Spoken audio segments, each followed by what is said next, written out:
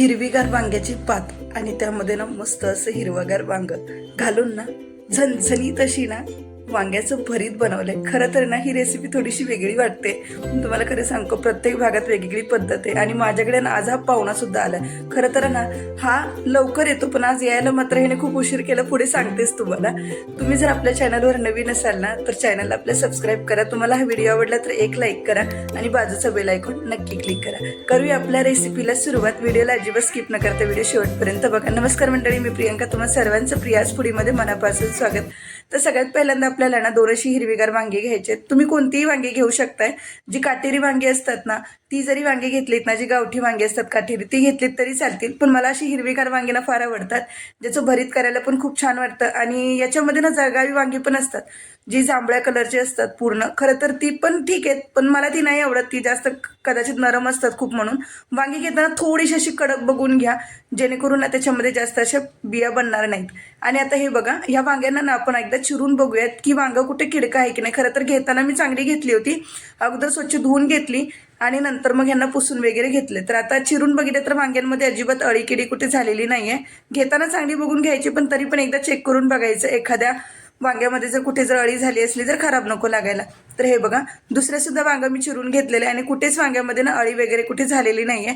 तर आता ह्या वांग्यांना ना आपण अगोदर टोची मारून घेऊया. तर खरं तर माझ्याकडून टोची मारायचं अगोदर विसरलं, म्हणून मी ना ह्यांना अगोदर तेल लावून घेतलंय. तर अगोदर तेल लावून घ्या, काही हरकत नाही. अगोदर तेल लावली तरी चालेल किंवा टोची मारून घेतलं तरी चालेल. तर अगोदर मी असं तेल वगैरे वांग्यांना दोन्हींना पण व्यवस्थित असं पुसून घेतलंय. आणि आता ना यांना आपण असं अगदी व्यवस्थित असं टोची मारून घेऊयात. तुम्ही कशाने पण मारा, असं चाकूने मारू शकताय. खरं तर चाकूने असे फक्त असे काप जरी घेतलेत ना त्याला वांग्याला वरती तरी चालतील, जेणेकरून वांगी ना आपण गॅसवरती किंवा चुलीमध्ये भाजतो की नाही तेव्हा ते चांगली आतमध्ये व्यवस्थित अशी भाजली जातात आणि त्यांचं जे वरचं कवर असतं की नाही ते काढायला सोपं जातं. तर हे बघा, दोन्ही वांग्यांना व्यवस्थित अशा टोची मारून घेतलेत. गॅसवरती मी अशी एक जाळी ठेवली आणि आता ह्या जाळीवरती ना ही दोन्ही वांगी ना आपल्याला मस्त अशी धूर निघेपर्यंत ना चांगली खरपूस अशी भाजून घ्यायचे. तर गॅसची फ्लेम कमी जास्त असं करत करत व्यवस्थित असं वांग्यांना तुम्ही भाजून घेऊ शकताय.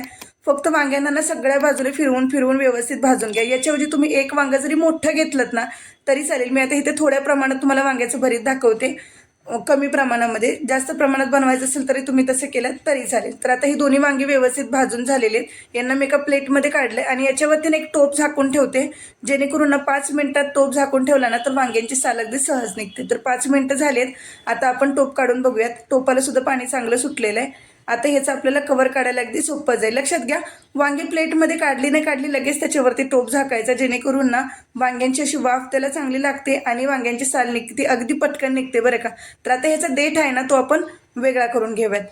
तर दोन्ही वांग्यांचा मी देठ असा कापून वेगळा करून घेतलेला आहे. जनरली तुम्हाला जर असं देठ खायला वगैरे जर आवडत असेल ना तर तुम्ही तो खाऊन घेऊ शकताय. आता यांना मी अलगद असं स्मॅश करून घेते. आता हा डेट आपण जो काढलेला की नाही तो साईडला ठेवून देऊया. तर हे बघा, याच्यावरती ना मीठ टाकून पण छान लागतं खायला. वांगी जर शिजली ना तर वांग्यांचा जो देठ असतो की नाही, जो वरचा पोर्शन आहे ना, हा पोर्शन तो सुद्धा तुम्ही खाऊ शकता. आणि वरचा जो पोर्शन असतो की नाही तो काढून टाकायचा त्याचा, आणि आतला तो पण काढून टाकला तरी चालेल. पण छान लागतं खायला. तुम्ही एकदा ट्राय करून बघू शकता. खरं तर मी पण खाते तसं आवडीने. आता ह्यांना व्यवस्थित असं आपण बारीक स्मॅश करून घ्या. स्मॅशरची गरज नाही पडणार, चाकूने फक्त अगदी हलगत त्याला स्मॅश करून घेतलं तरी चालेल. आता ह्याला आपण साईडला ठेवून देऊया. तर आता आपल्याला फोडणी द्यायची. त्यासाठी साहित्य काय लागणार आहे, सगळं साहित्य मी खाली डिस्क्रिप्शन बॉक्समध्ये दिलेलं आहे, तरी पण आपण एकदा नजर घालूयात. तरी मी इथे ना पातीचाच कांदा घेतलेला. त्याच्यातले ना 2 मध्यम आकाराचे कांदे होते, ते बारीक चिरून घेतलेले.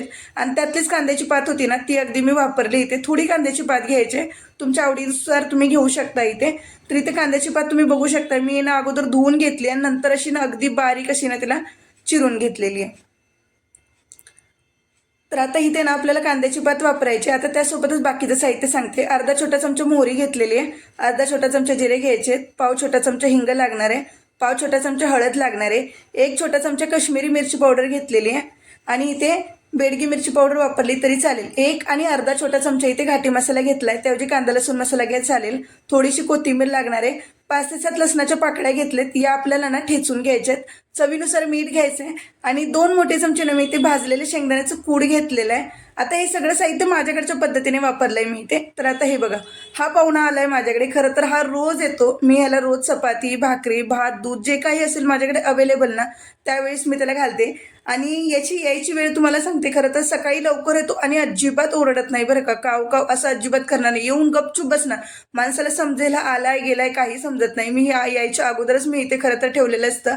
पण आज यायला मात्र लेट केलं. मी जेवण बनवत होते त्यावेळेसच आलं आणि खरं तर चपाती होती आणि चपाती घेऊन निघून गेला. चला तर करूया सुरुवात. तर मग आता गॅसवरती मी कढई गरम करायला ठेवली.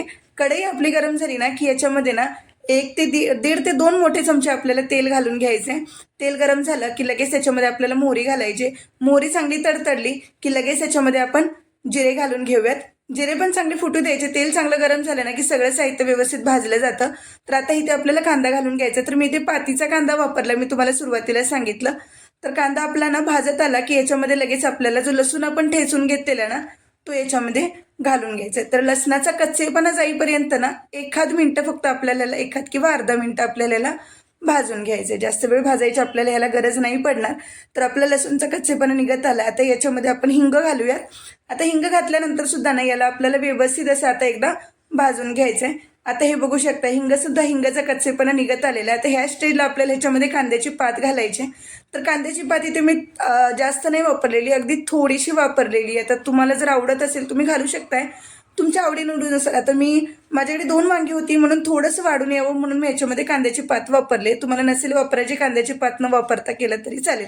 कांद्याची पात भाजत आली की त्याच्यामध्ये हळद, कश्मीरी मिरची पावडर आणि घाटी मसाला घाला आणि लगेच थोडंसं याच्यामध्ये पाणी घाला जेणेकरून आपले मसाले ना असे करपून जाणार नाहीत. आता कश्मीरी मिरची पावडरच्या ऐवजी तुम्ही बेडगी मिरची पावडर वापरली तरी चालेल. आता ह्याला व्यवस्थित असं आपल्याला एकदा व्यवस्थित इथे भाजून घ्यायचं. 1 ते 1.5 मिनिटं फक्त ह्याला भाजून घ्या आणि याच्यामध्ये अगदी थोडंसं मीठ घालायचं जेणेकरून कांद्याचा जो कच्चेपणा असतो तो निघून जातो आणि पात सुद्धा आपली शिजली जाते. आता ह्याच्यावरती ना झाकण ठेवूयात आणि फक्त 2 मिनिटांसाठी ना आपल्याला पूर्ण कमी आचेवरती ह्याला शिजवून घ्यायचं. तर हे बघू शकता वाफ अशी दणदणीत बसली ना की भाज्या पण चांगल्या शिजल्या जातात. तर आता कांद्याची पात सुद्धा आपली चांगली शिजत आलेली आहे. आता ह्याला व्यवस्थित असं परत एकदम मिक्स करून घ्यायचं. थोडीशी कोथिंबीर घालायची आणि परत ह्याला एकदा व्यवस्थित असं आपण इथे मिक्स करून घेऊयात. तर हे बघा, आता ह्या स्टेजला आपल्याला ह्याच्यामध्ये ना जे वांगी आपण स्मॅश करून ठेवली होती ना ती आपण ह्याच्यामध्ये घालून घेऊयात आणि परत एकदा ह्याला व्यवस्थित असं आपण इथे मिक्स करून घ्यायचं. तर मी जसं की तुम्हाला सुरुवातीला सांगितलं तुमच्याकडची पद्धत फार वेगळी असेल. आता प्रत्येक भागामध्ये वेगवेगळ्या पद्धतीने भाज्या बनवल्या जातात. आता माझ्याकडची जी पद्धत आहे ती पद्धत मी तुम्हाला शेअर केलेली आहे. कांद्याची पात आणि वांग टाकून आपण भरीत बनवलंय. अशा पद्धतीने एकदा करून बघा, खूप छान लागते ही रेसिपी सुद्धा. आणि आता ह्याच्यामध्ये मीठ घालायचं. तर मीठ आपण अगोदर सुद्धा वापरलेलं आहे. त्यासाठी आता ह्या स्टेजला ना तुम्ही अगदी थोडंसं मीठ वापरा, बेताने घाला मीठ आणि मीठ घातल्यानंतर परत एकदा ह्याला व्यवस्थित असं मिक्स करून घ्यायचं. आता मी गॅस बंद केलाय, तुम्ही बघू शकताय. गॅस बंद केला की ह्याला परत एकदा अर्धा मिनिट मिक्स करा आणि आता ह्या स्टेजला ना आपल्याला ह्याच्यामध्ये दाण्याचं कूट घालून घ्यायचं. तर शेंगदाणे मी भाजून घेतलेले आणि अगदी जाडसर कूट ठेवलेलं आहे. पूर्ण बारीक असं पिठासारखं कूट नाही करायचं त्याचं. आणि एक गोष्ट तुम्हाला सांगते, शेंगदाण्याचं कूट ना कधीही भाजी शिजत असताना अजिबात घालू नका, नाहीतर ना ती खूप असं गिळगिळीत होतं आणि खायला पाहिजे तशी टेस्ट येत नाही. म्हणून मी नेहमी गॅस बंद केल्यानंतरच टाकते. आता याच्यामध्ये आपल्याला थोडीशी कोथिंबीर घालायची, बारीक चिरलेला जो कच्चा कांदा असतो तो घालायचा आणि कांद्याची पात अगदी थोडीशी घातली आणि ह्याला परत एकदा व्यवस्थित असं मिक्स करून घेऊयात. तर तुम्हाला ना कांद्याची पात कच्ची आवडत नसेल ना तर ह्या स्टेजला तुम्ही कांदा किंवा कांद्याची पात नाही वापरली तरी चालेल. पण असं जर तुम्ही केलं ना तर असं कुरकुरीत लागतं खायला, पण टेस्ट येते. करून बघा तुम्ही. नसेल आवडत तुमच्यावरती डिपेंड आहे तुम्हाला कशा पद्धतीने करायचं आहे. आणि तुम्ही बघू शकता आपली झटपट अशी भाजी सुद्धा तयार झालेली आहे आणि किती छान कलर आलेला आहे भाजीला, तुम्ही बघू शकताय. आणि भाजी झणझणीत होते बरं. तुम्हाला आता मिठाचं तिखटाचं प्रमाण कसं ठेवायचं त्याच्यावर बघा तुम्ही. आता ही भाजी आपण सर्व करूयात.